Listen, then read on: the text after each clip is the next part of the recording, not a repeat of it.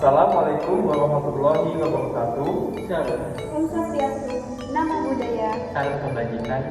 Perkenalkan, nama saya Zidan Azhar Arianto. Saya Bimo Final. Saya Inggris Farahmawati.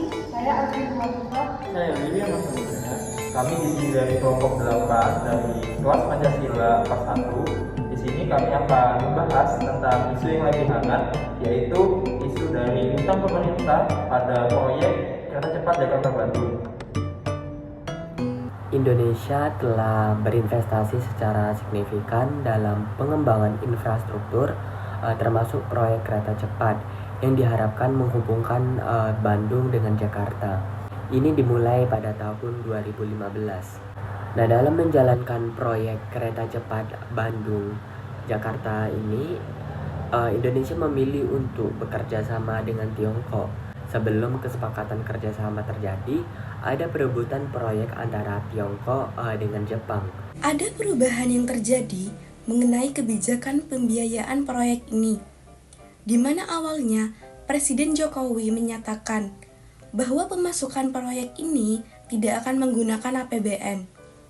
Namun akhirnya pada tahun 2021, Presiden mengizinkan penggunaan APBN untuk pendanaan proyek. Total suntikan APBN sebesar 7,3 triliun. Berdasarkan pernyataan dari Direktur Utama PT KCIC, proyek ini memakan biaya sebesar 7,2 miliar dolar. Hal ini menjadi beban pemerintah dalam membangun kereta cepat ini.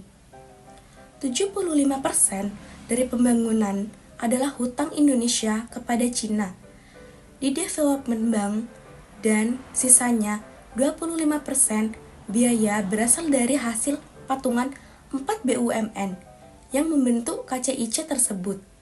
Pembangunan proyek ini dinilai kurang transparan terkait pembiayaan, di mana telah diatur dalam Peraturan Pemerintah Nomor 71 Tahun 2010 tentang Standar Akuntansi Pemerintahan. Peraturan ini mengatur standar akuntansi dan pelaporan keuangan pemerintah, yang mencakup tata cara pelaporan yang harus mengikuti prinsip transparansi dan akuntabilitas.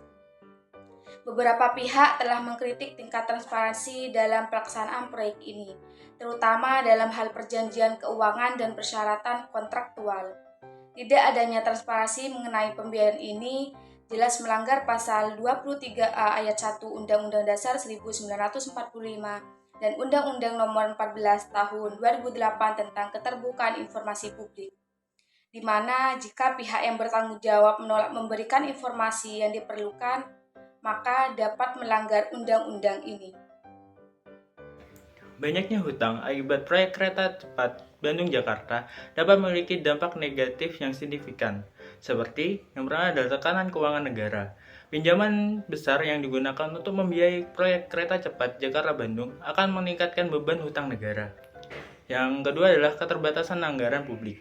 Hal ini dapat mengurangi fleksibilitas pemerintah dalam alokasi anggaran untuk sektor-sektor lain. Kelayakan ekonomi, proyek infrastruktur besar seperti kereta cepat Jakarta-Bandung perlu menghasilkan pendapatan yang cukup untuk membayar hutang dan biaya operasionalnya.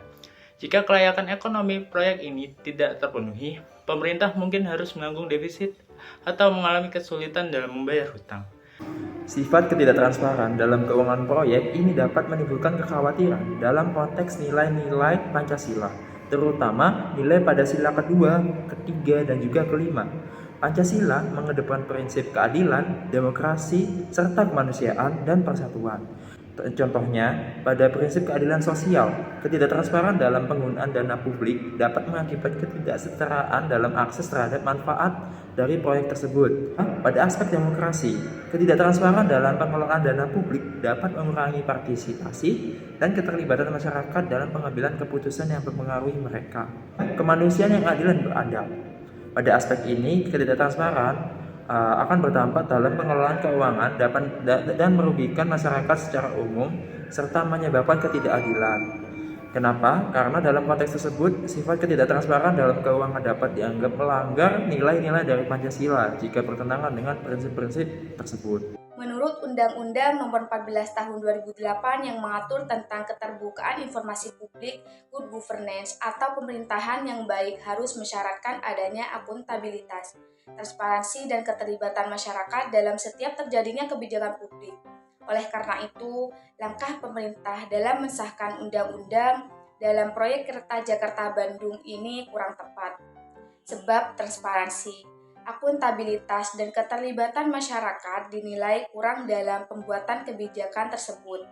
Oleh karena itu, pemerintah hendaknya meninjau lebih lanjut tujuan akhir dari proyek tersebut dan lebih selektif kembali dalam penggunaan dana.